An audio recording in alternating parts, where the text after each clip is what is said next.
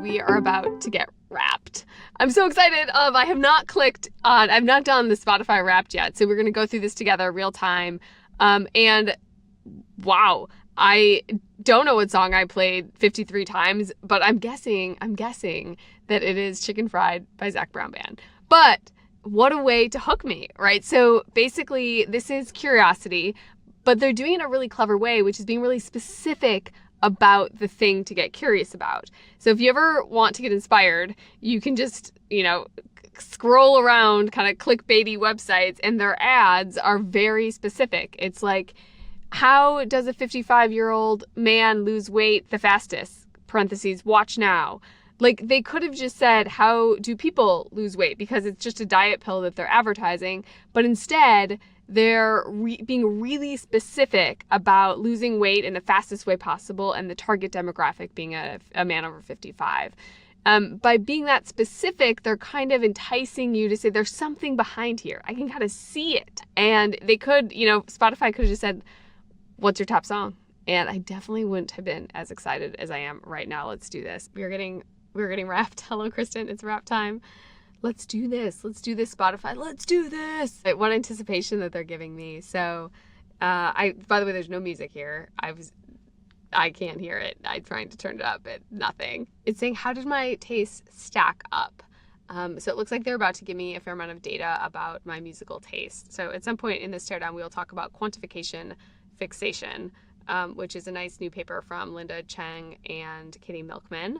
But first, let's figure out what this song is that I've listened to 53 times. Okay, interesting. So got my first clue. I like the Wiggles. The Wiggles is for kids. It's a children's song. It's a children's song, and hopefully doesn't represent my preferences like the top song Chicken Fried by Zac Brown Band does. I listened to it 53 times. No regrets. I mean, kind of. My husband Phil definitely does have regrets about me listening to it that much. And okay, so this is it. My second song is If You're Happy and You Know It, which is obviously for my 1.5-year-old. So I don't yet identify fully as like a mom. And so this hurts. This hurts that Wrapped has identified me as a mom. And in theory, this is kind of what the opportunity is with AI, which is they are giving me lots of stats and recommendations. Kind of our new world is much more automated, and we can do magical things. And the idea that I wasn't asked before to maybe fork and say, do you really like the Wiggles? Is that Kristen? Or are you more of the Zac Brown Band? And are there two listeners here?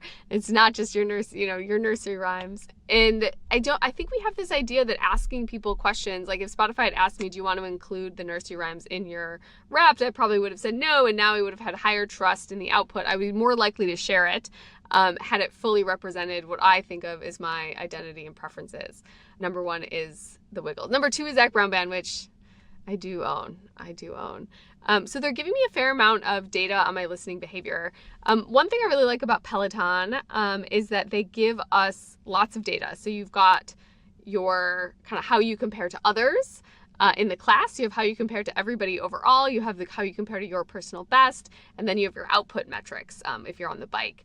And so having all of these stats to look at is quite interesting. And it seems like for the Spotify, this thing that what they're doing is just giving me, I'm number 3 Taylor Swift, me and everyone else, every other female in this world, and they're giving me lots of data to kind of identify as, which is interesting.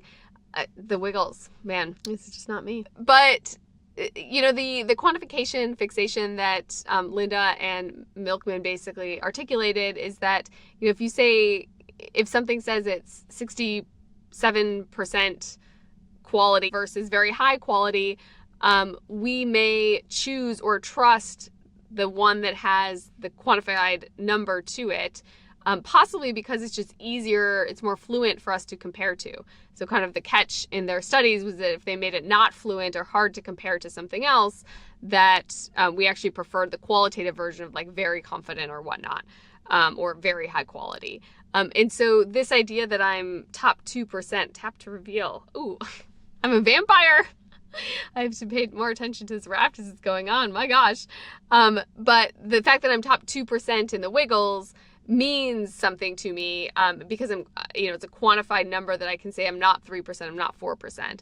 It's also a really interesting way to kind of give me pride in something. In Strava, kind of the classic leaderboard in the beginning of Strava was just, are you faster than other people in general, like your mile time? And then Strava actually has done something clever recently, which is not recently, but in the last few years, where you can have little sprints. If I were to run Golden Gate Park, I could have a small piece of it that I could win.